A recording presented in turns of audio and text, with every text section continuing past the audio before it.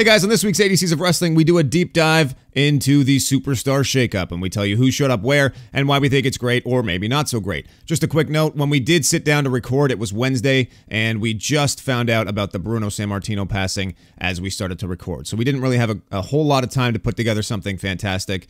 That being said, he will always be a living legend, and rest in peace to the great Bruno Sammartino. He would probably hate our show, but I'll dedicate this episode to him anyway. Rest in peace, Bruno. Let's go. Let's go! Let's go! Oh, hell yeah! Are you ready for a show with questionable wrestling impressions by a guy I know? It's gotta, yeah. ADC! Ooh, yeah, dig it! ADC! Let me tell you something, ADC! He watches wrestling! This is awesome, Michael! Do you know your ADCs, the ADCs of wrestling? Welcome to the ADCs of Wrestling. It's not just a podcast, it's the greatest podcast. I'm your host, Andrew David Cox. This is my friend, as always, Matt the Mark, laughing heartily at something on social media as I begin the podcast. Literally, as you hit record, I pulled up, I don't know if you've seen it, where people are taking these old wrestling promos and even new ones, and they're using the Snapchat filter. I can see what's going on right now. Someone just posted one of Matt Hardy, woken Matt Hardy, and I just like instantly started cracking up just because he's already so animated. So to add it on is actually... What is it? It's the hashtag filtered wrestling promos?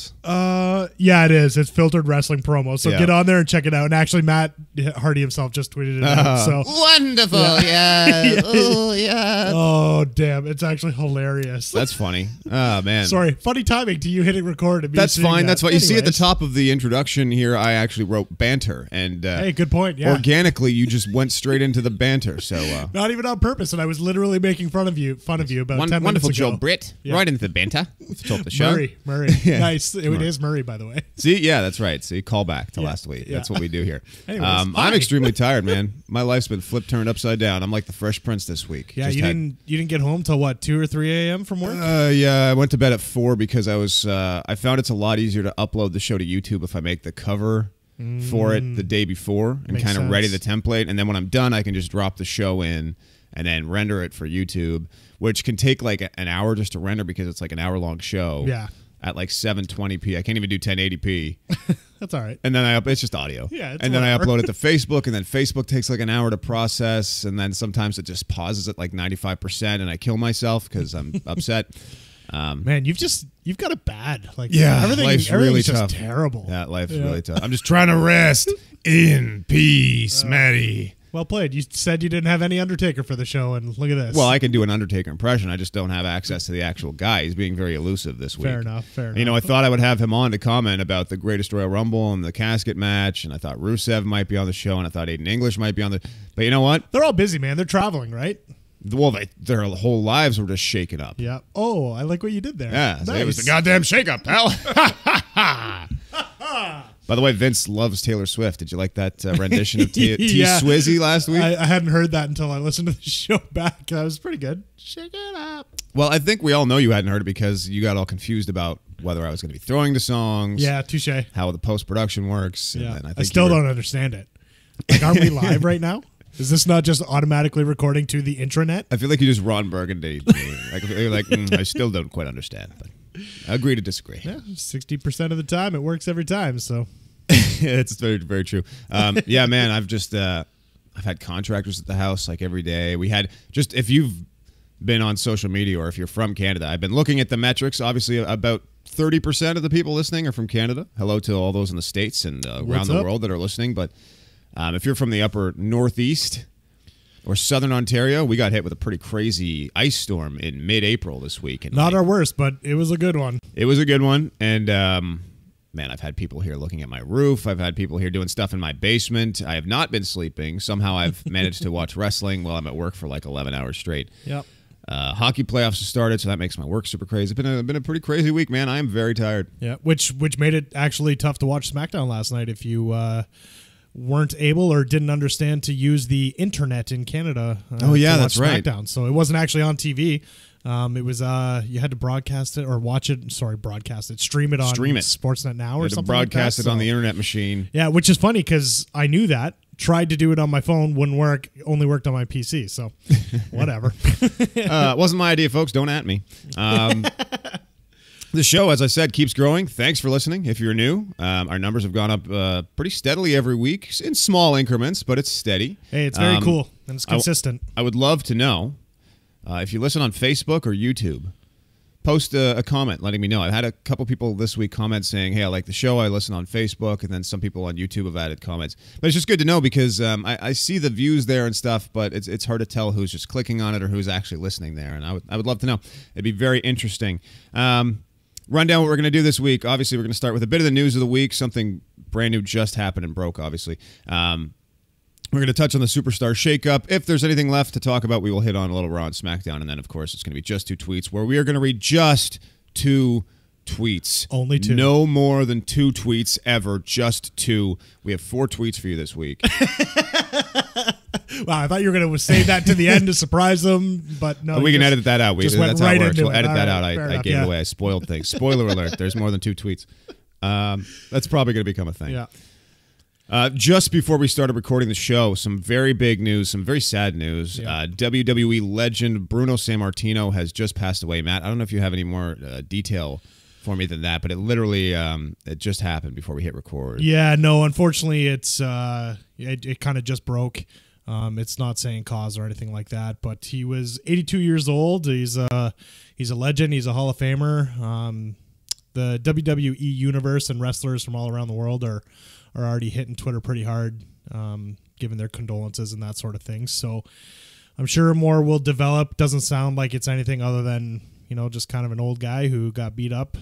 He took care of his body, unlike, maybe the 80s and 90s guys did, but yeah, it's unfortunate. And 70s too. I mean, he's kind of a 70s guy, but a lot of those guys that went through that era didn't fare so well on the back end either. Like some guys that were around at the same time. I don't know, maybe Harley Race, Jimmy Snuka stuff. Yeah, didn't have such a great quality of life at the end of their lifespan. Bruno was a guy who was a little disenchanted with the way wrestling was being presented in his later years. Not really too much involvement in the product anymore. Obviously a Hall of Famer. Obviously he was Hulk Hogan before Hulk Hogan for Vince Sr. back in the... He was the guy, right? Yeah, back in the old territory days. Just the Italian community in New York and everything were out to support him all the time. Super popular babyface, big, respectable guy. When wrestling was presented like a real sport, a real classy individual. He and just reading up on it a bit as well. He performed at Madison Square Gardens over 180 times. Wow, which is remarkable considering at the time that was the big thing, right? And even now, you look at current wrestling, like the WWE, the way they promote Madison Square Garden, it's still the place to go. So it is. It's become really expensive to run that building now. Of course. Obviously they prefer Barclays, but Madison Square Garden obviously is still a really special venue, and it was their stronghold back in the day when it was just a territory. So you had to go up north to the East Coast and see Bruno and Vince Sr. and the Worldwide Wrestling Federation all around Connecticut and New York State and all that stuff. So rest in peace, Bruno. We're sad to see you go. Yeah, tough one to learn right before we hit record here as well. So yep. And something like this obviously will make it seem a lot less important when other things happen in the world of wrestling. Yep. What was going to be the biggest news story was John Cena and Nikki Bella ending their relationship, something that doesn't seem quite as important in the light of, somebody passing away, but still big anymore. News. Yeah. Obviously, John Cena proposing to Nikki Bella at WrestleMania 33, and we've come full circle a year later, and it's over. Yeah, it's pretty interesting, actually, too, and even just reading some of the stuff that's come out over the last couple of days. Essentially, it sounds like Nikki broke it off. Really? Yeah, that's at least that's kind of the sense I'm getting from the different leaks and stuff that are coming out. You know what? Honestly, I've barely read into this because everybody else is all a Twitter about it, but I'm just like, meh. Really, in the grand scheme of things, it's not that big of a deal. It sounds like John Cena was who he said he was. Well, we're all shocked that the guy who spent 2-3 seasons of Total Divas telling Nikki he doesn't want kids and doesn't want marriage is going to end his relationship. Yeah. So it sounds like that was still the case. Yeah. He was sort of, marrying her because, it seemed like the right thing to do, but he still didn't want kids. He's still, he's got 18 movies on the go. He's still wrestling. He's got all this stuff on the go. He's a busy guy, and just seems that, things just don't work out all the time. And not the right time. Yeah. No. And it's unfortunate as someone who's gone through a split as well. Yep. You know, sometimes it just doesn't work out. Doesn't mean it's bad. Doesn't mean it's great. But you just kind of got to go with it, make sure you're happy, and that everything will work out in the end, sort of. What a weird thing, too, to be a public figure and have such a publicly, you know, demonstrated proposal like that's going to live forever on a big platform like the WWE Network. It's on DVDs, it's there Blu-rays. forever. It's there enshrined forever as a big WrestleMania moment. And what do you do as WWE? I think you pretty much have to shy away from that moment altogether, unless you can't kayfabe it. Like, they can edit it out. I mean, when Macho Man proposed to Elizabeth, they weren't even together anymore. Yeah. Right? So the whole famous moment, the Elizabeth, will you marry me? Oh yeah, yeah, be my wife. Yeah, it's interesting. That whole moment, you know, that's a kayfabe thing that they had talked about. This is like a real thing that sort of treads that line between real and fake, because I'm sure they had talked about it beforehand. But then, absolutely. But even even for it to not go over well now and to have ended, like, you can't really keep replaying that. Next year. It's weird that WWE got involved as well. Even like they sent out a tweet announcing the split, which seems a little bit weird that they would do that if it's something that's on such a personal level. That part to me, like them announcing it and everyone else, like friends and family and that sort of thing, doing it, but for WWE to come out and actually put out a tweet, I thought was weird. Yeah, maybe John and Nikki wanted the statement out there from as big a media outlet as possible. Yeah, so maybe. that people knew to give them their space and respect, and then people will not hound them anymore, yeah, right? If all the space and non-hounding they've gotten because of right, it. right. Been totally left alone. Yeah. Another big deal that happened this week was right after last week's show, after I did Killing Bury Me Softly with Tombstones and all that stuff. Named the show Bury Me Softly, put Rusev and Undertaker on the cover. It's like 3 hours later. Literally like 20 minutes after I posted it. Yeah. Because it took a long time to put all that stuff together. A guy was like, hey, have you heard the news? And I'm like, heard what news, brah? Leave me alone. I'm sleeping now. I wasn't sleeping. But he's like, have you heard the news? And I'm like, no. This is a great story, by the way. And he's like, they just replaced Rusev with Chris Jericho. And, well, I would have done a spit take if I was drinking water. Yeah. I wanted to die. But whatever. I figured, you know what? Who cares? Now that it's become a story, at least maybe this Bury Me Softly thing is more of a big deal. So I just made a little short clip of the song and put it out there for people to listen to and try to get some traction that way. But, you know, you got to ride it when you can. But so now, just to, you know, spin the wheel of misery again. Just yesterday. No, it was the day before. Was it 2 days yesterday. ago? Was it really? Yeah. Anyway, they took back the Jericho thing. Yeah. Rusev's in the casket match again. What is going on here? From what we can tell, what's real and what's fake is hard to discern. But what I think is real, I think there was some TMZ stuff where Rusev and Lana were being interviewed on the street. Yeah. And, they asked, is he going to win? Is he a little past his prime? He's like, yeah, a little past his prime. I'll kick his old ass and stuff like that. And Michelle McCool didn't like that too much. It probably offended the dead man himself. I don't like being called old. Well, I think that's the thing is WWE thought it would offend him, and that's why they pulled Rusev. But then they found out that it actually didn't offend him, and that's why he's back in the match. Now, which, I mean... This brings back to our convo last week, too, where we thought, this is actually a good opportunity for Rusev. Yes. Did he really covet this position in this match?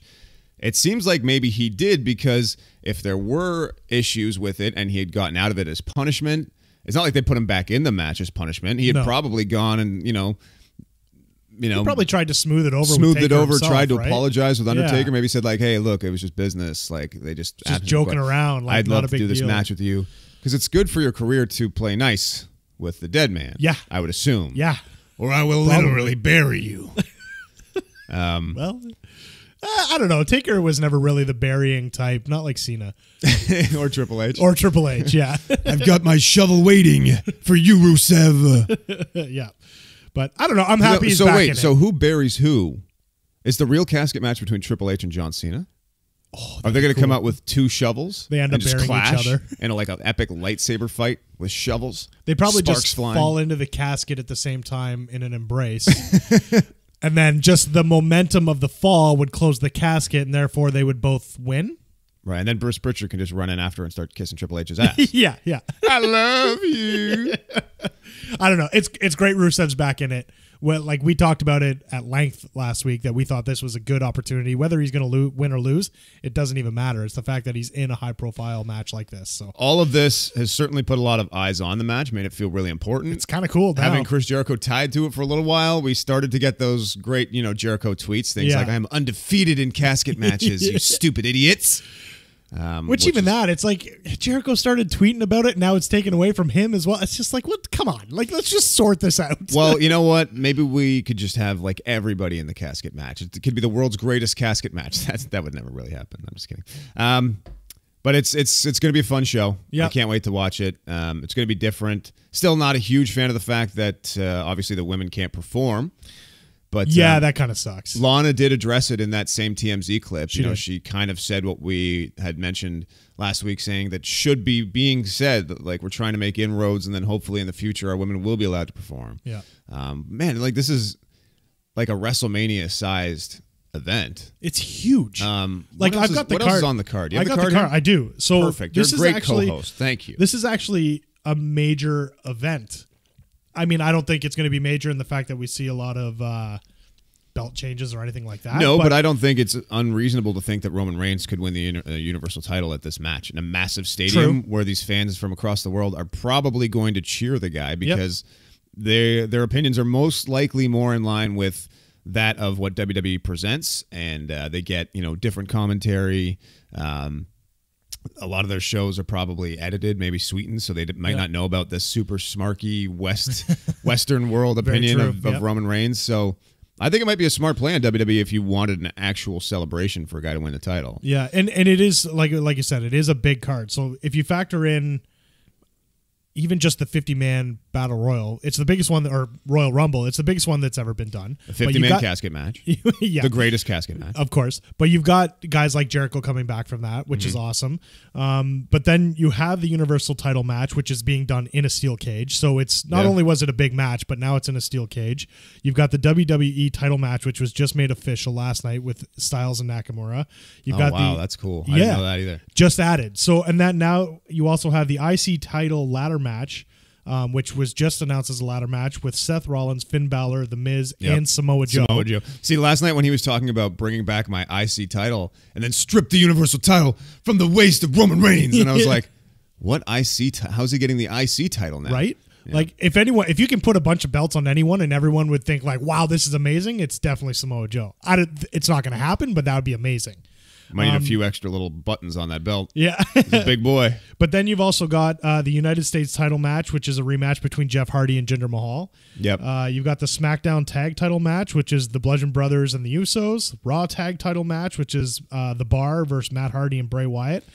You got a Cruiserweight title match now on the card as well, which is Cedric Alexander versus the winner of the 205 Live Gauntlet match for next week. And then you have the casket match with Rusev and Undertaker and Chris Jericho. Not even and done. Vince McMahon and Peter Griffin and then you also have Starscream, Triple H versus John Cena. So big card. This is a huge card, and it actually, with the shakeup happening, there's actually some pretty cool things that could happen here.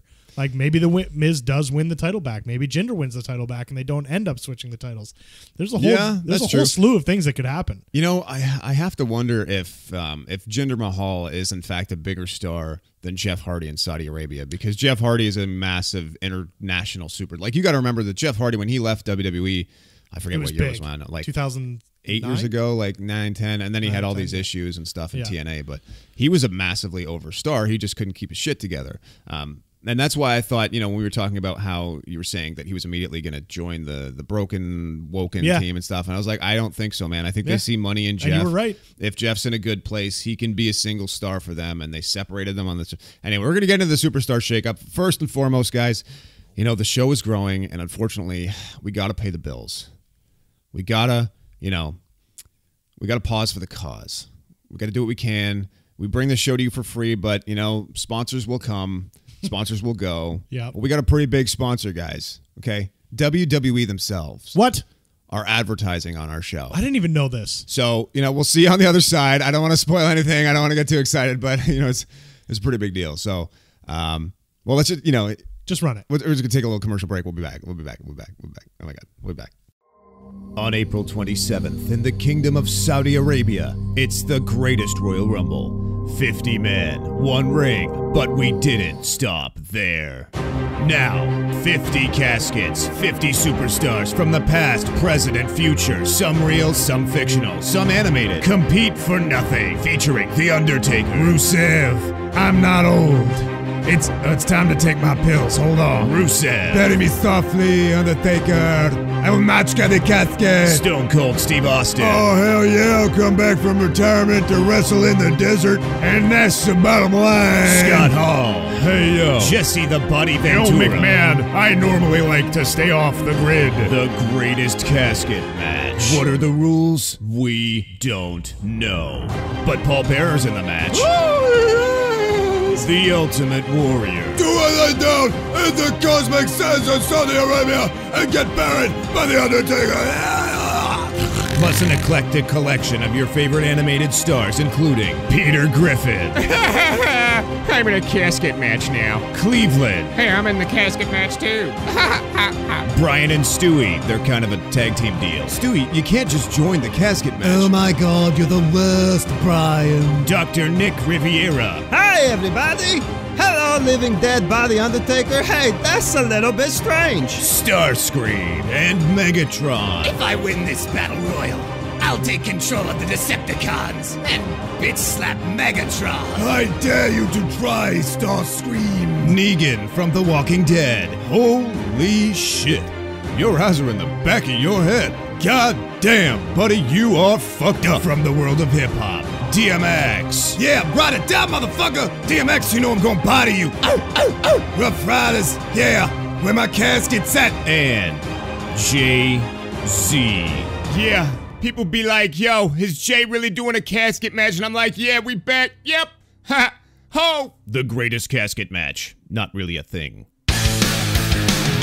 Anyway, that was fun. Obviously, I'm full of shit. So word.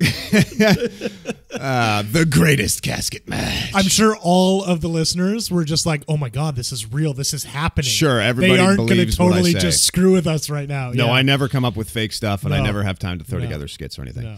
But I'm really excited. I'm really excited to see animated characters in a casket match. So that's gonna Yeah. be a lot of fun. I'm excited. I can't wait. Yeah, it's gonna be great. Yeah. Starscream's gonna be there too. Damn, It's gonna be a lot of fun. I've been telling you for weeks to start doing some of your Well, I just other did voices. it because it's on the commercial that you haven't heard because the Well, post I editing know, thing and the I know, weirdness. but still, you did it on the show this time, which is cool. We should Yeah, right. more of it. Yeah. All right, let's talk about the Superstar Shakeup. Let's do it. Which still has no rules, no idea how they did it, how Nope. it works. People just ended up different places, and GMs were all like, "I want you, come here," and then Kurt was like, "You're coming to my show." It honestly sounded like almost every Super SmackDown star was at Raw, Yep. and they were kind of told right before they were going out that they were going out. They So- can't keep doing that to people. Just show up at Raw. If we call your name, well, obviously, they had to have had a meeting because they got to book their matches. Yeah, and the other thing too is they were all like essentially all of WWE's going to South Africa as well, so they kind of all ended up in the same spot, taking the same flights, which explains a lot of the no-shows last night at SmackDown as well. Yeah. But so I mean, it kind of worked out, and it makes sense that they did it now instead of after. So let's go in order of appearance, and Okay. we can kind of give a few notes on the guys that did relocate and what they did, if we so choose. And then if there's anything left over we really have to touch on, we'll cover it. So the first guy to change sides was Jinder Mahal. And at this point, I thought, oh, the mid-card titles are going to trade shows. But then Jeff Hardy obviously won the belt. And then we're going to get this singles run out of him, which we thought, he's going to get the singles push. Jesus. Yeah, it's funny because when Jinder came out, I was like, oh, sweet. Like, Seth is going to end up on SmackDown. That's perfect.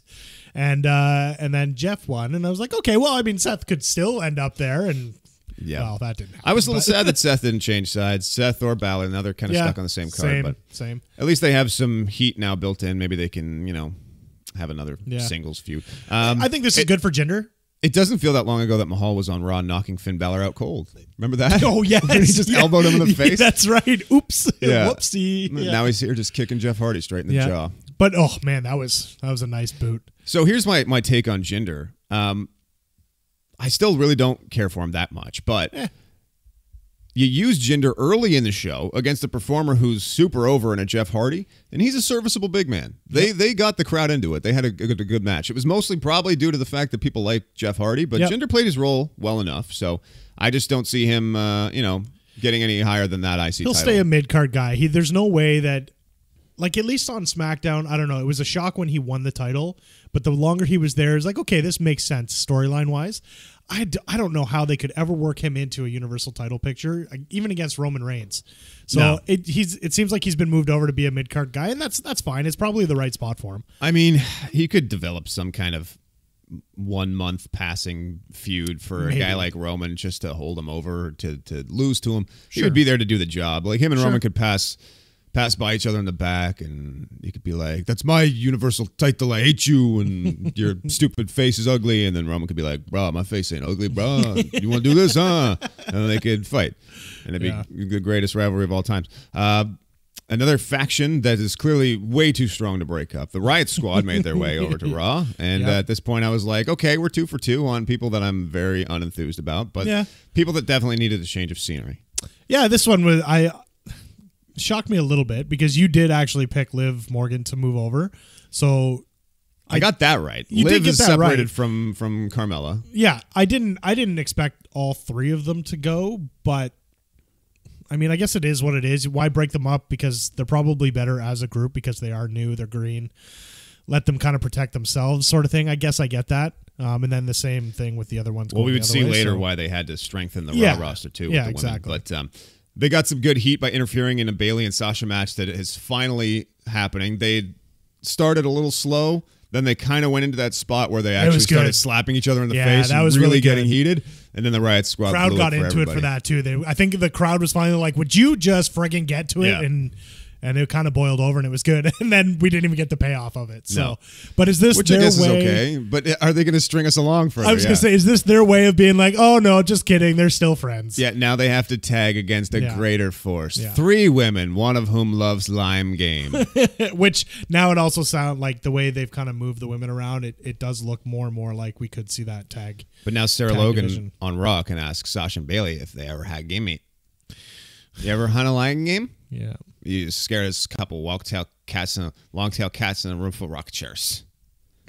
You notice she hasn't said a lot lately on television? Yeah. We had some fun with that back when they debuted on the old Smacketh of Down on my old pod. Yeah. Sami Zayn and Kevin Owens, this one's a little different, a little asterisk beside it. They signed as free agents in one of the most hilarious typical Miz WWE TV segments ever. Yeah. Just Sami Zayn wearing the glasses, reading out the statement from Stephanie. He looked like a really thin, ginger Mr. Claus. Yeah.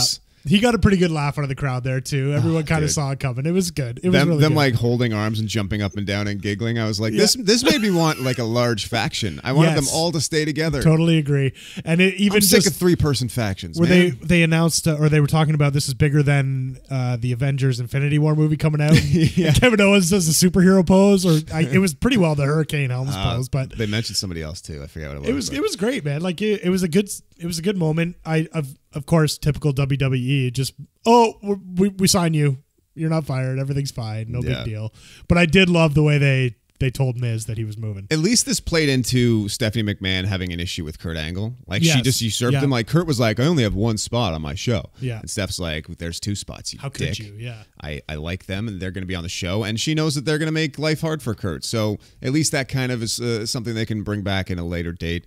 Maybe we see, Sami and Kevin do the same kind of thing to Kurt Angle, right? Fuck with Kurt. And I was just thinking that in my head. I'd be like, but the last thing I want is for them to have another Shane McMahon feud, right, but just with Kurt. Thing. Yeah, like kind of let's do something a little different. Come out here, Kurt. We're going to powerbomb you on the ring apron. Yeah, but I mean, I don't know. It's going to be different this time. I like Kevin and Sami staying together, and I like them on Raw, so I can't complain too much. Also, we saw the end of the Miztourage because Miz was shipped over to SmackDown, the only guy that went the other way on night 1. I don't know how I feel about this, to be honest. What'd you think of you want to talk about like that 10-man tag right now, just real quick?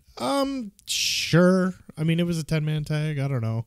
I don't really like them splitting up the Miztourage too much. I thought it was strong for Miz. Like, he doesn't need them, but I don't know. What'd you think of the tag match where they kind of stepped down off the ring apron and just were like disassociating themselves from the Miz? Was it one of those things where he had I think it was just the way to do it. He had beaten them down so long that they're just like, you know what? You're not going to be here next week, so we don't have to listen to you anymore. Yeah, I guess. And that's kind of the way I took it. But it's a bit lazy. It was super lazy, and the fact that it happened in the span of like one show. It's not even like it built up and built up and built up. It was just like the beginning, they were told they're splitting up. Then they had a segment backstage where they were sitting talking to each other. And then all of a sudden they just backed down on him. They seemed totes cool with each other. They didn't even have anything on the show where like Miz was like, this is my last night and you guys don't matter. I'm awesome. Yeah, they didn't do anything. Which they should have done something like that. That would have made more sense. Keep the heat on Miz now. Keep poking and prodding at those two guys and then have them, really react. Hopefully they keep tagging. They're not bad together, but well, they got to do something. They can't be singles guys because they're not. They don't have the characters. Come on, Maddie. All you have to do is believe. That was the worst gimmick. I can't even think. Well, Dolph isn't up there, but the gimmick is as good as you make it. Yeah. Anyways, be positive. But I like the Miz going to SmackDown though. Yeah, of course, a huge fan of because that. now Daniel Bryan can hashtag punch him in the face. Yeah, I'm glad that's the way they went, and I'm glad Daniel's staying where he is. But Breezango showed up on Raw. Totally called it. yes, you did. They stole a win over the Bar, which was awesome. I was so happy that they got a match, and then I found out that they were wrestling the Bar. I was like, God, they're just just the same crap. They've torn the Bar down so far at this point. They lose the titles to a 10-year-old, and nobody on TV lets them forget about it. Yeah, they of course bring it not. up as much as possible. Yeah. And then they lose to Breezango, people who literally just asked them backstage if you have a permit for that Mohawk. Mohawk. Do you have a permit for that Mohawk? So poor Bar, they're not going to be doing so well, but we'll see what happens on SmackDown. Natalia showed up on Raw. Yeah, this reboot of her personality. She's babyface again because why not? And it makes total sense because her and Ronda have worked the most together. Like she's actually been a big part of Ronda's training and so on. So it makes she's there sense as a mentor, right? Yeah, so there as a mentor. Travel and with Ronda, partner up a little bit, save each other. Together. It's an easy storyline. It makes sense. It's a good way to get Ronda into the women's division, other than just wrestling Steph over and over. So they fought Absolution together. Yep. Well, we're still using Paige's music, which is kind of strange. Yeah, kind of hoping that changes, but it will have to. I think it will have to because Paige is going to keep using that music on SmackDown. So it just won't make sense. She can't be part of Absolution as the GM. So anyways. Yeah. Also good to see that we could probably skip ahead here, but Sonya Deville and Mandy Rose went back to SmackDown because that separates Sonya Deville from Ronda Rousey because of what I said last week. And Rousey just bodied Deville on TV. It was awesome. Oh my God. Rousey was great. When she doesn't have to talk. She walked out with a purpose, right? Yeah, no, she didn't come out smiling, but she did at the end, leaving the ring, smile and wave. And she was very, very concerned with Natalia after. She showed a lot of... Well, they're best friends, man. Yeah, a lot of heart. A softer side. It's funny because they did do that interview with Natalia backstage beforehand, and I guess it was an interview with Ronda, and then Natalia came in. So they kind of introduced it. So when Natalia started getting beat up, I was like, okay, well, here comes Ronda. Yeah. And sure enough, it happened. But it was awesome. She's not doing those big punches for, the people in the nosebleeds like Steve Austin would do. Like, you got to sell it for the back row. That's not her style. No. The crowd, if you notice, she's so fast. They barely reacted because they didn't even really see her like block Deville's punch and then give her a jab to the stomach. It's like she did it at the same time. Like it was unbelievable. And then it did look like she caught her on the jaw on one of the punches, like the flurry of blows she was doing. Yep. Well, but the takedown was so fast. Like you can't. That's the best part about Ronda is you don't see it coming. It's almost like she's a professional martial artist. Almost. Dolph Ziggler, record scratch and all, called it. Showed up on Raw. I like that the way they did this though. Yeah, obviously there's big plans for Dolph and Titus Worldwide. Obviously. Big storyline here. Yeah. No, but then Drew McIntyre showing up. Perfect. Finally, Dolph, the meme that's taken the internet on shot in by Diesel. storm. Yeah. Finally, Dolph has his very own Diesel. Yeah. Very interesting development. These guys already have a tag team finish. Yeah. The Claymore into the zigzag. Yeah. I like it. I like it a lot. I think it's a good direction for Dolph to get out of his losing ways. Sure. Add them into the tag division. I think it's kind of perfect. Look, as long as Dolph Ziggler gets new music, it's a win to me. Rebrand them both. If you got to ship Dolph to another show, bring in a big Scotsman as a tag partner, put him in the tag division. If that's what it takes to get Dolph Ziggler new fucking music, I'm in. All in. If you got to give him a sex change and have him enter the women's division, if that's what it takes to get Dolph new music, I'm in, Dolph. Yeah. I think change your life for my musical taste. They could be a dominant force. They could be kind of main card regulars with them as a pair. I think it could work. Well, it brings new life to the tag division, too, because we always think, well, yeah, they're going to move tag teams here, move there. It's going to be just a shuffling. But also, if you introduce a brand new team, I mean, why have we never really thought of that? Like, why not put Ziggler in a tag team? Didn't even think of it. He's so stale as a singles guy. He puts on a great show. Why? Now you could have, Ziggler and McIntyre. Who the hell's on Raw now? The SmackDown tag teams. Just AOP? an FYI. I don't know. Just an FYI. McIntyre, Slater, and Jinder are all on the same show now. Just great. It's been tweeted out, but I'm just saying. Jinder did an interview months and months and months ago where he said for sure there'll be a 3MB reunion. So come on. I don't think they'll do it. Not anytime soon. But guaranteed Vince has them backstage at some point where they just bump into each other. That's fine. That would be fine. I'm just saying. That would be funny. Baron have one of them Corbin singing or something. Or Baron dancing. Corbin was moved to Raw too. Not a big deal. Yeah, tons of TV time for the guy Yeah, too. lots. The monster from SmackDown gets. He just got a Video quick package. promo. Cool. Well, there was also somebody who might be one of the sleepers of this shakeup that was not at all Didn't on see this one TV coming. or on social media. Was Chad Gable. Well, we were talking about how he got no TV time. Saying that was just announced on Twitter. I mean, what's interesting to me is that in the draft 2 years ago, Gable and Jordan. Kurt's son Yeah. were the hottest tag team signing in the past. Blah blah blah blah blah. Well, yeah, we all know how that went. Didn't go well. Super fast. They broke up super quick, Yeah, etc. it's amazing how quickly they fell, and to the fact that Gable still couldn't even pull off a tag team with Shelton, and now he's announced on Twitter by himself that he's moving over. Yeah, but now he's on Raw with Jason Jordan, and he's on the same show as Kurt Angle, so there's potential there for some storylines. At the end of the night, they had a big special reveal as well, like a secret extra man in the 5-man, 10-man tag This one team. shocked me, actually. Bobby Roode. For me, this one surprised me. this was a meh for me. Make him heel already. I don't care. Oh, I'm not saying it was a good one. I'm just saying it surprised me. I was think underwhelmed. I was like, oh, it's just Bobby Roode. the only way to make Bobby interesting again is he has to go back to the way he was in NXT. He has to be that 1%, just like EC3. He has to be. Because he doesn't work as this face. I don't like. Is he even a face? I don't know. I don't like it.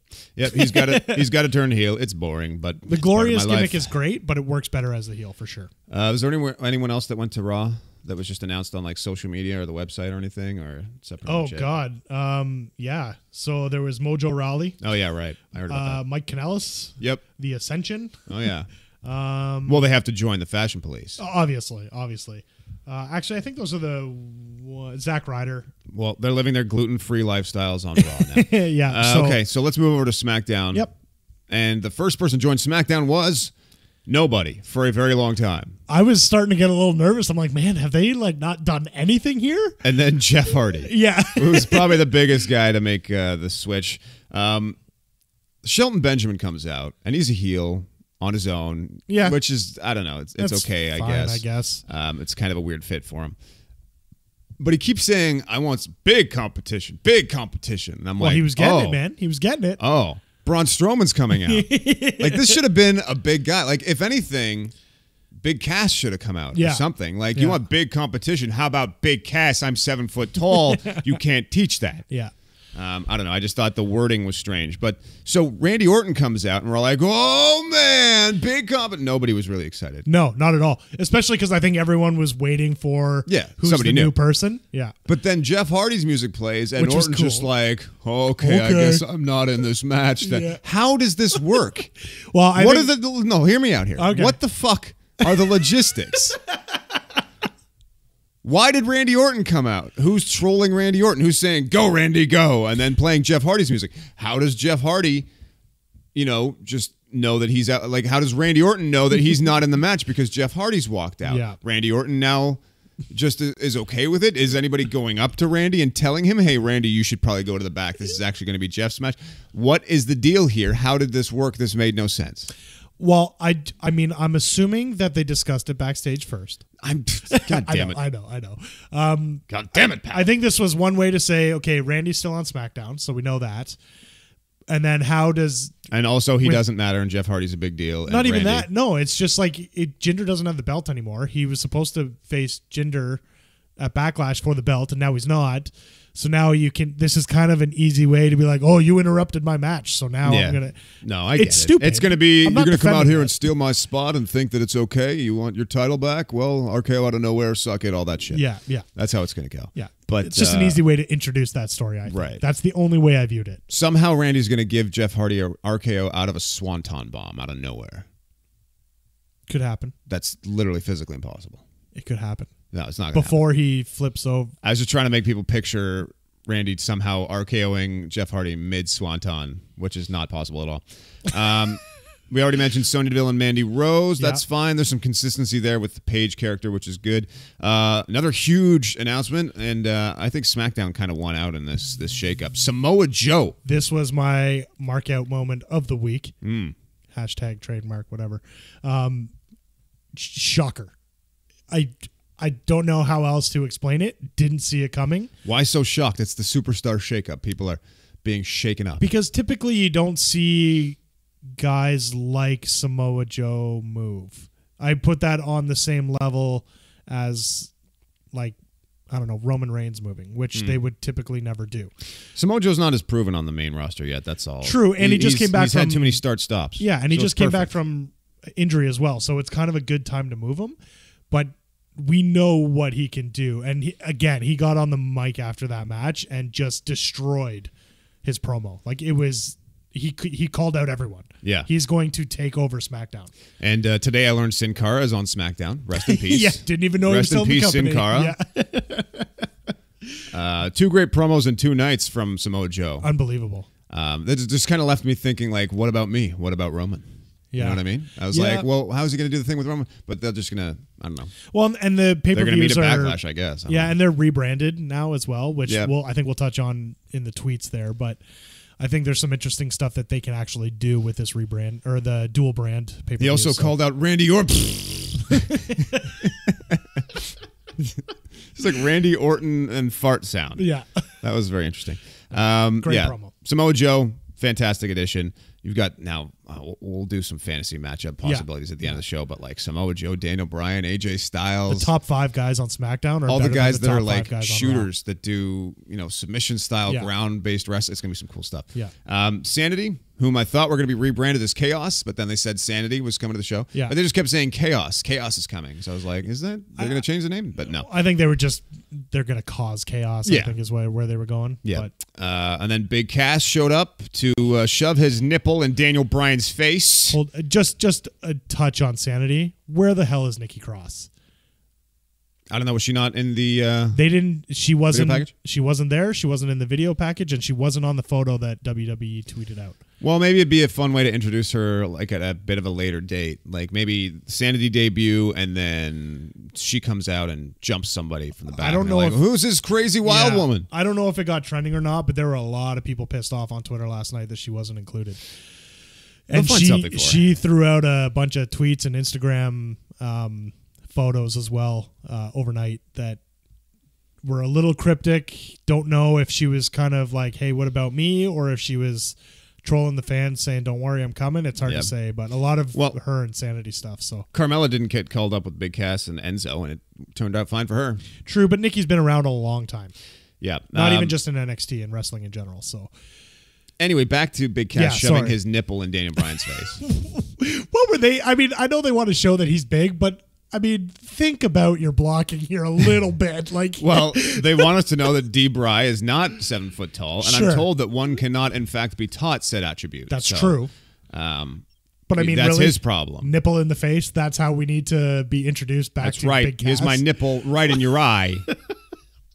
And it was actually funny because I was like, "Oh, who's this? Oh, yeah, right, got it. Whose Got titty it. is that? Yeah." I mean, kind of cool. It looks like he's staying heel, so that's fine. He's in better shape too. Trimmed down. He did look better. Definitely trimmed down. He was getting a little soft around the midsection. Yeah, before he went out. Yeah, WFT. Yeah, soft. Yeah, but glad he's on there. You know what? Later in the show too, probably one of the biggest revelations. This was a big one. Asuka.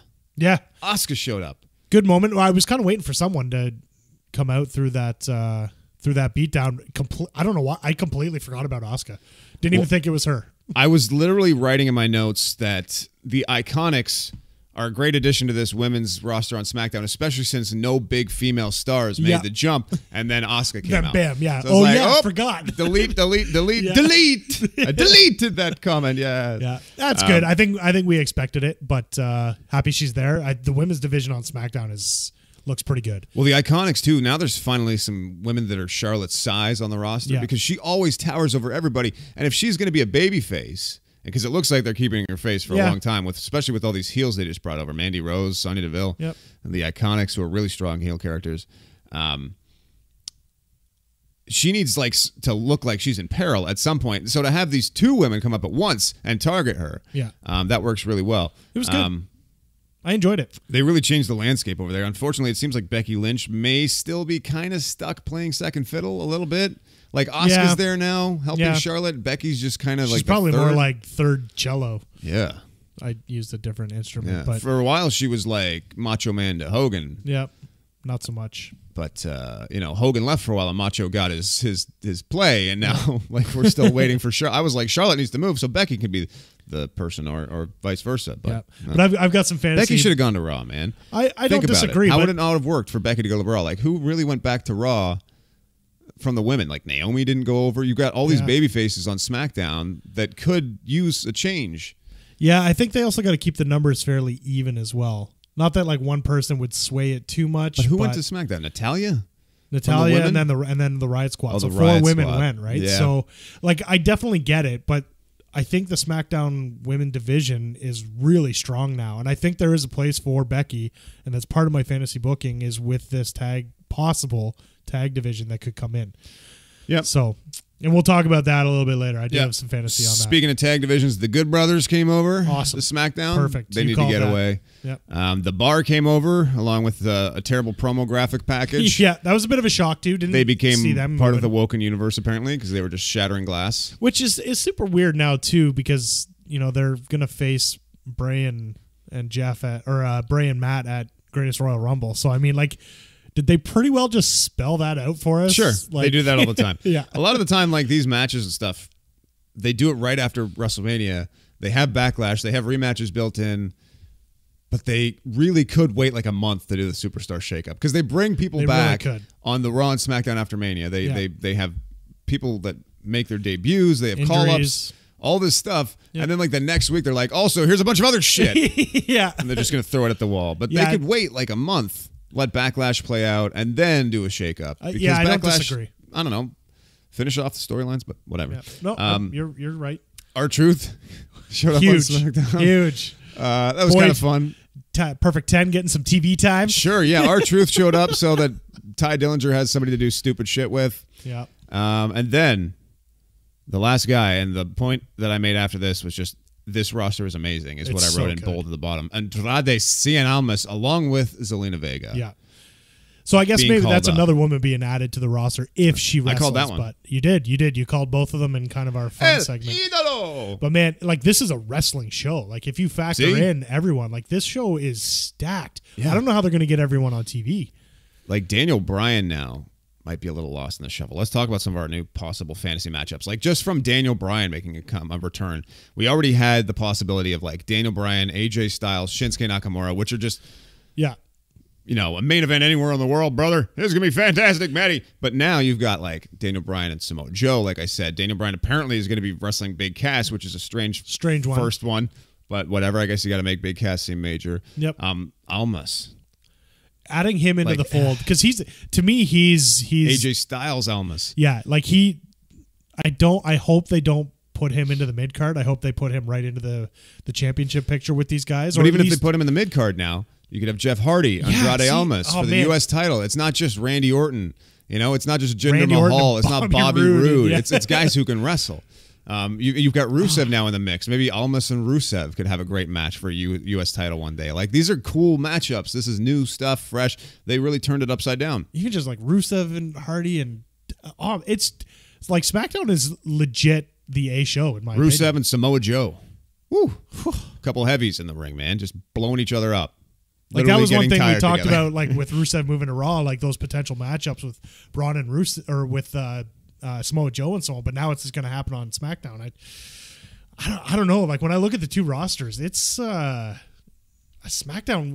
I'm more excited for SmackDown next week than I am for Raw. Absolutely. And SmackDown was dragging for a while. See, what I think happened was they're like, we need to even this out a bit because Raw is starting to really take off and SmackDown is starting to really drag. And they just needed an infusion of some more guys. And Raw has its people. Like, they got Bobby Lashley now, who was out there in the main event. They still have Seth Rollins. It's still Monday Night Rollins. Yeah. They have, Finn Balor. They have Brock Lesnar. Roman Reigns is still there, a big star. And then who else went over? Like, Jinder Mahal? I don't know. Yeah. Who else went to Raw? But there's a lot of guys that went to Raw, right? Like Ziggler and McIntyre would be cool. Baron Corbin could mix it up in the main event, I guess. Kevin Owens, Sami Zayn. Oh, we got the Miz now. Obviously, Miz and Daniel Bryan. Oh, yeah, I didn't even think of Miz and Daniel Bryan there. Like, happen. Like I don't know. And they're gonna make Dolph and Drew big on Raw. Like both rosters, I think now are definitely stronger than they were before these last 2 days. So and some tag matches now too. Like the Usos against the Good Brothers, maybe get some mileage out of Carl Anderson and Luke Gallows. Usos, the Bar, could have some good matches. You've got the Bludgeon Brothers now, and like it's a big tag division now. You got big men in the tag division on SmackDown. The New Day now has new feuds built in. The New Day and the Bar could have some fun stuff. Gallows and Anderson could have some fun sparring matches verbally with the New Day. Like there's a lot of fun to have there, having them call the New Day nerds because they are the biggest nerds around. Well, their nerdometers going off the charts there. So I guess on SmackDown though, you have the Bar and the Bludgeon Brothers as the heels. Did Gallows and Anderson come over as heels then as well, or? I think they come over as babyface. Yeah, I think so too. I don't know how you could just turn them. You know what? You get the potential to put them back with AJ Styles too. Hopefully. Call them, not the club, but have them just kind of hang out with AJ because they were more entertaining together than Finn and the Good Brothers, in my opinion. Oh, absolutely. The beat up John Cena. That stuff was fucking amazing. That was gold. Year. Yeah. But even like just fantasy matchups for me, and this kind of goes in with the dual pay-per-views, and I'm going back to the women's division with the tag possibilities. I was going to save it because it was going to be one of our tweets, but I like the idea of having one women's tag belt. Well, why are you doing that now? That's just 2 tweets. Okay. You just said you were going to say it was going to be one of our tweets, and now you're literally going to go into what was going to be on just 2 tweets. That's ridiculous. That is ridiculous. You know what? You're fired. I'm reading the tweets this week, by the way. That's fine. I screwed up last week, so I assumed. Okay, I'll say that then. Let's talk about Raw and SmackDown. The 10-man tag was fine. A lot of star power in that ring. Yeah. I was impressed by Bobby Lashley.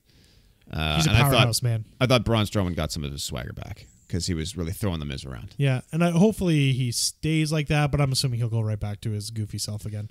Right. Well, boo. In his downtime, he's also tutoring Nicholas. He's got to finish the 4th grade. They are best friends. Yeah. Yeah.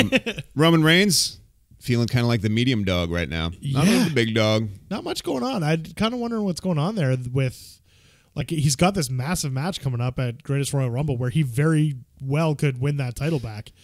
They should seriously take this opportunity to ditch the flak jacket for Roman. He keeps coming out without it. He hasn't worn it the last couple weeks. Don't put it back, man. Yeah. Change your look. Yeah, maybe change him up a little bit. They're trying to make him sympathetic. Don't have him come out in body gear. He's wearing riot gear. Yeah. By the way, the irony of a steel cage match that's probably not going to be as bloody as the WrestleMania match is not lost on me. Yeah, that's a good point. Because an old school booking, this is where you get the colors. Yeah. You just walk around. It's not even a hard match to do. You guys just walk around. You kind of grind your faces into the cage a little bit and get some color, and then we go home, brother. There could be rules and laws against that too, where they're. I have no idea what the commissions are like in the Kingdom of Saudi Arabia. Either do I. One thing here too, if Joe knows Roman's going to lose, then why doesn't he want Lesnar at Backlash? Why is he like, you're going to lose the title? That's and a good then point. I'm going to beat you. That's a good point. Maybe I should be going after Brock Lesnar. Maybe he knew he was moving as well. I don't know. It feels a little bit like they're currently using Samoa Joe as Paul Heyman. Because Brock, they got to pay Brock by appearance, but right now they're just like, well, what if Joe just goes out there and is like, by the way, you keep losing to Brock Lesnar. Someone's got to put Brock over. He's just out there like, well, Brock's amazing, and also I'm going to beat you. I found it weird that Joe was like talking about how great Brock was. Yeah, that's totally what they're doing. They're beforehand, he hated him. We can't afford to bring Brock back again, pal. Yeah. He's on a per payment basis. Yeah, it does seem like he's on a per appearance contract right now. So it is possible that he does win that belt back. It is. Or I keep win it back. He hasn't lost. I keep thinking like I'm so convinced that he should have lost it. But they got to get it off him at this point. It's becoming a bit ridiculous. It's kind of annoying. AJ and Daniel Bryan tag against Rusev Day in a tag match. Player. Fun match. It was a fun match. Awesome It ending. was a really fun match. Again, Rusev is in the main event at the very least. He's sort of a background player, but they were in the main event. He's in the main event. It's been duly noted, guys. I don't know if you noticed this. Even Paige duly noted it. And Shane duly noted how great Paige is at making tag matches and really just talked her up right away. Just like, wow, you're doing a great job. Last week you made a tag match. This week you made a tag match. It happened again. Yeah. You're fantastic. Holla holla. And then he did his little stupid dance. Yeah. What do you think of their dynamic? It's going to take a while for them to get some chemistry together. I think it was a bit weird. It is. I think they'll find it. I think Paige is pretty adaptable, and I think she's just kind of maybe happy to even just be there still. Sure. So I think she'll kind of work on it. It's the same thing with Daniel Bryan, right? Like he was a little awkward at first, and he just honed his skills over time. So I don't think Paige is the wrong person for the job, and I think I'll get used to her grovelly tone. But, yeah.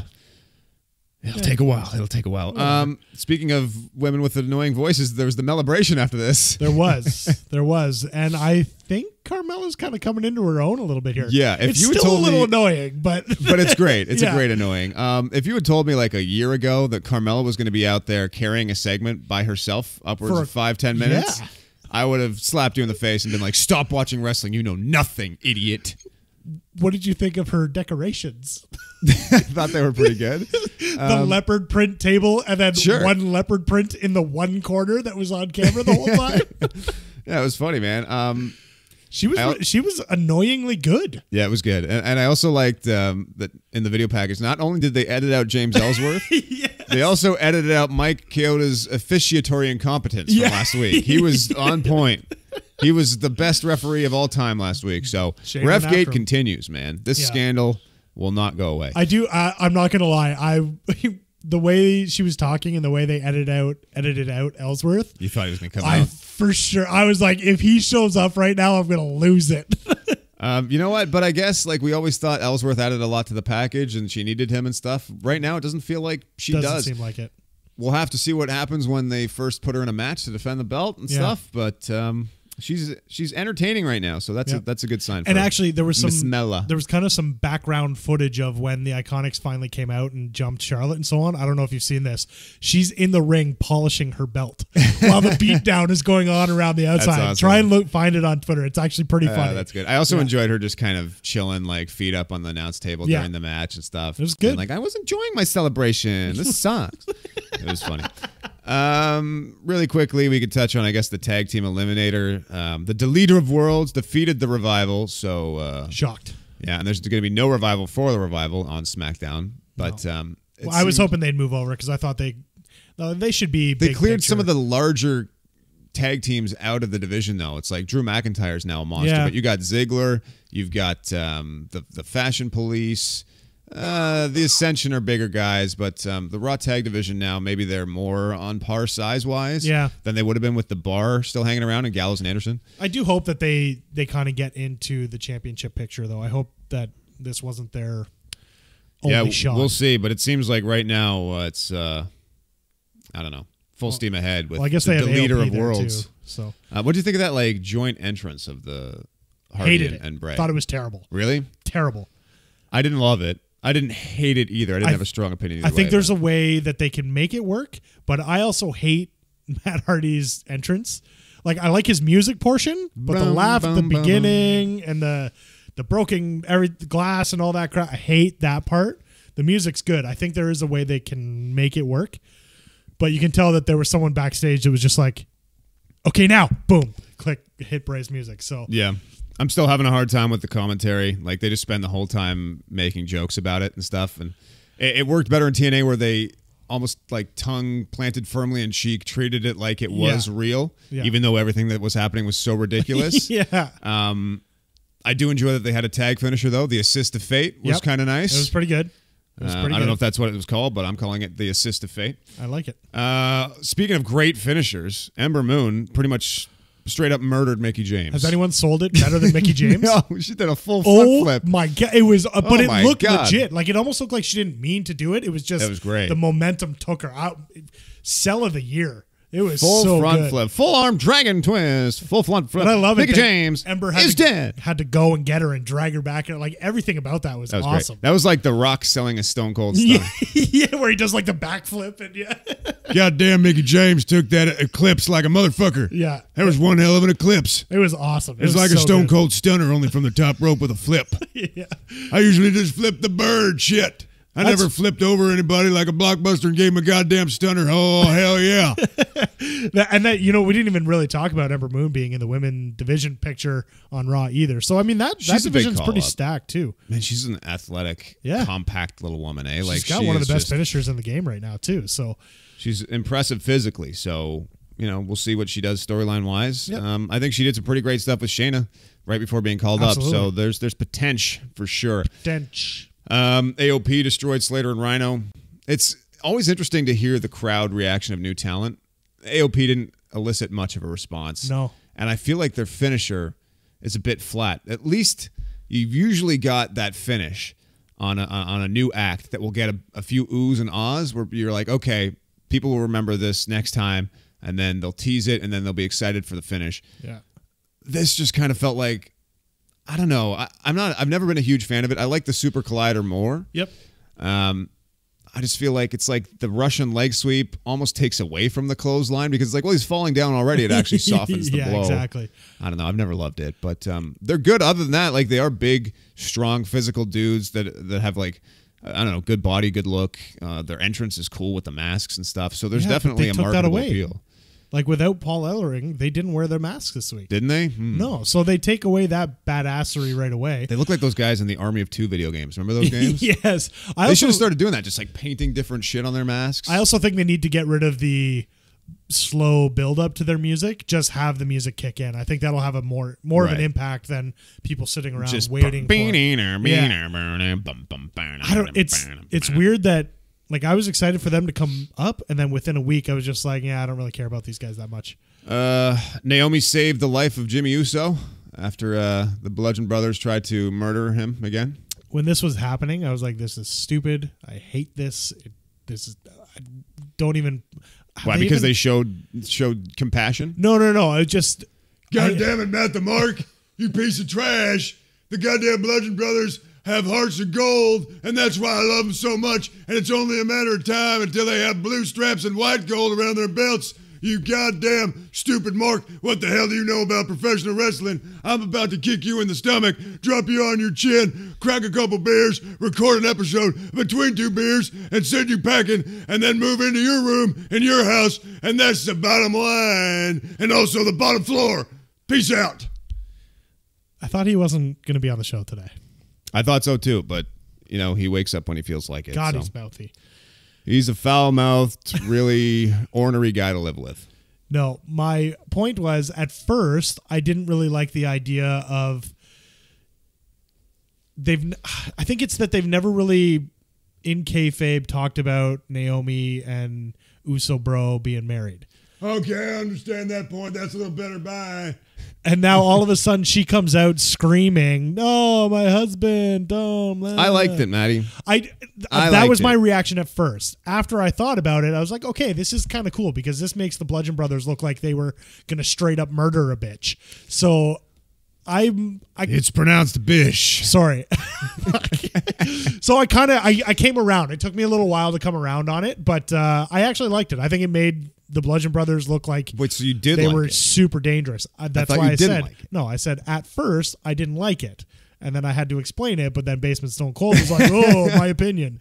So yeah, I do now that I've looked back on it. I do enjoy it. I apologize. It was a crime of passion. Sometimes Steve, you just gotta hold it a little bit and let things come to light. Sometimes you gotta shut your damn mouth, you piece of trash, or I'll whoop your damn ass. I'm about to open up a can of whoop ass and beat your ass. Fair enough. You just said ass like 4 times. Fair enough. Yeah. Typical Stone Cold. Anyways, I didn't mind it. I kind of like the way it's going. I like that the Bludgeon Brothers seem dangerous. And that they also kind of have a heart. Yeah, I don't know if I get that part, but it makes sense that they just wouldn't attack, like a woman. Yeah. A prone woman down Yeah. in front of her husband. Yeah. That makes sense. Yeah. I liked it. I liked the, Naomi being with them, that gives her something to do for a while. Maybe she'll be involved in the feud a little bit. It's an interesting difference. She can come out ringside or something. Yeah. And also, like, we know about Naomi and Jimmy because A, Total Divas, and B, they were tagging in the mixed match challenge, and it's just pretty public knowledge at this point. It just was never in kayfabe, that's all. That was my only issue with it. Okay, brah. Also, the last thing I wanted to talk about before we go into just 2 tweets, where we read just 4 tweets. This Best of Both Worlds song, this promo that they did for the joint pay. Like, do we really need to announce that there's going to be joint pay-per-views to the point that, like, we have to make a lip-sync music video? Yes, we do. It is awesome, and I love it. All I wrote was, what the fuck? This was ridiculous. I took no notes because it doesn't need notes because it's amazing and everyone should shut up. You loved it, eh? I thought it was so stupid. But it's supposed to be stupid. I know, but it was just, I don't know. It was the wrong kind of stupid for me. I don't know. I think if they were trying to make it broken Matt Hardy, like lip syncing a rap song. If they were trying to make it serious, then yes, it would be terrible. They clearly weren't. But it's a parody. From a guy who does parodies to not like this. I do them well. Okay, fair enough. That was just me kayfabe, and that was me. That was my gimmick coming out. That was ADC. I don't know. The wrestling character ADC, but like, the difference between me and you, WWE, is when I do a song parody, I do it well. I'm also Triple H when I... Of course. Apparently, I do song parodies well. I like the lighter side to it. I thought it was funny, and it puts a lighter side to the joint pay-per-views as well. So. I'm just being a curmudgeon. Let's do just 2 tweets. The following segment was paid for by the ADCs of wrestling. Hey, yo. This is just 2 tweets. Two tweets. All right, 2 tweet me, bro. Let's do this. Let's read just 2 tweets times 2. We got 2 tweets this week from our boy Chilluminati, King of Chill Style. Yeah, hey, first one. Can we just, before you say that, what happened to Bebe? Come on, brother. That was awesome. Illuminati, Bebe. I loved it. No, he's just changing it up. King of Chill Style is not bad either. Don't worry. It's not bad. Maybe he could be the legend chiller. So, this one I wanted to include just because I thought it was a good dig, and this is why we're doing like 4 tweets this week. But the first tweet he sent was the John Cena and Nikki Bella breakup part of the shakeup? LOL. Hashtag just 2 tweets. You know, it's a good observation. The timing of it is not going unseen. Yeah, that's definitely a shakeup that nobody was prepared for. Yeah. Biggest one of the week, actually. Shakeups to breakups to makeups to who knows. But no, that was not part of the shakeup, Chilluminati, okay? You troll. That we know about. Let's see what happens. Your real question would have been just a bit of fantasy booking here. Fatal 5-way for the World Heavyweight title. Styles, Nakamura, Miz, Daniel Bryan, Big Cass. Who goes over and how would you book it? Hashtag just 2 tweets. Ooh. Okay, here's what I do. Okay. You start the match. Yep. Shinsuke Nakamura immediately runs out of his corner and starts just dick punching everyone. Fist to crotch everywhere. Then he goes to the top rope. And he just stomps everybody's dicks. Then later in the match... So it's a South Park episode now. Yes. And then Big Cass comes out, and he just shoves his nipple in the Miz's mouth. And he's like, you like feeding babies, huh? Here's my nipple. Can you feed me? And then eventually AJ Styles, his peen's all swollen. He's in a lot of pain. He comes out, and he does a springboard off Big Cass's dick. And he gives a flying forearm to Daniel Bryan. Then Bryan's like, that really hurt, and then you put a lot of thought into this. But he catches him in midair into the yes lock, and Daniel Bryan wins, and they all go back and ice their balls together in the back. And Shinsuke is just like, fist to crotch. No speak English. Yeah. My opinion's a little less ridiculous, although... What do people really want, though? I think it's kind of the perfect time and a perfect character for Nakamura to go over and be that heel champion. I think it'd be a good spot for him, especially since he's doing this I speak no English thing. Sure. It's perfect for him to just kind of get out of promos, and it's a good way to win matches behind the ref's back. I think it'd be perfect for him. Big Cass, I don't think, like, he just got back. He's not going to go over. Well, if Shinsuke doesn't want the ref to see something, he could always just hit him in the mailbox. I mean, Did I just make too many dick jokes for the mailbox? Do I have to edit this out? I can't take good. credit for that. Sam Roberts has used that before. That's good. I would put Nakamura over. I think he's got the perfect character right now for it. All right. On a serious answer. You know how they do that Randy Orton RKO out of nowhere video style meme where people are diving off a diving board and he snakes in. It's like, oh my God, RKO out of nowhere. They really need to make like a fist to crotch out of nowhere. Where Shinsuke just sneaks up behind people and just crotches people. The one he did this week was awesome because you didn't see him come, and they kept it in frame. And he just stays there after like he's just like he held the pose enjoying with that it. He's smile. just like, yes, I crotched you. So good, I crotched you. Yeah. Yes, it's good. It's good. He loves it. I like it. So who do you actually have go over in that match? Oh, I don't know. Who cares? Oh, Jesus. I just want to see as many dicks get punched as possible, and then AJ's going to springboard off somebody's junk and hit Daniel Bryan. Daniel Bryan won. Didn't you hear my booking? Oh, right. Sorry. It was the most epic title win in history. Thanks for the tweets, Chilluminati. Our friend Dave Lightfoot at King of Mad Props has always been very nice since I started doing all these impressions and stuff on the Twitter machine. Yep. Says, if WWE was to bring back the women's tag titles, should each show have their own titles, or should the tag champs travel to both shows? Hashtag just 2 tweets. Hashtag Maddie tried to fuck this up earlier in the show. Yeah, sorry about that. I was just getting ahead of myself. You always do. I think they have one tag division. And I think that the tag champ move back and forth. It doesn't mean that every week they'd be on Raw and every week they'd be on SmackDown. But because of the dual branded pay-per-views now, I think it's easy that for a month they could be on Raw, a month they could be on SmackDown, and they could kind of move back and forth. I originally felt that the women's title should have been a split brand title. Yeah.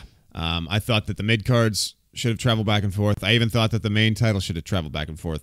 So given the size of the women's roster, I was like, you definitely can't split this in half. They've obviously increased it a little bit, but if you're going to talk about now making a tag division to go hand in hand with the main women's division, you would have to have the champions travel. Yeah. Do I think they would actually do that? No, I think they'd be stupid and make 2 titles and ruin it all for all of us. Thank you, Dave Lightfoot. And the last one is from Stu Little at SL Fricky, I think is it. Should Rude turn heel immediately and recruit Axel and recruit Axel and Dallas as the Glorious Associates? Yes, he should. Yes, I don't know about bringing in Axel and Dallas. I mean, sure, they need something to do. It makes Realistically, sense. No, that's probably a terrible idea. I just like the name Glorious Associates and wanted to read it. It's pretty good, yeah. But yes, he should me. Turn heel immediately. Right out of the gate. Definitely. Yeah. And you know what? If Axel and Bo want to be his heaters, that's fine. Maybe they'll just be guns for hire and they'll start wearing robes instead of suits. Yeah. And fancy gloves. But if they do that, I do hope that they're part of gloves. part of the tag division. Don't want to see them just be background guys anymore. It's boring. Is it though? They were doing their jobs well. They didn't have much before. Are you saying that you believe? Shut up.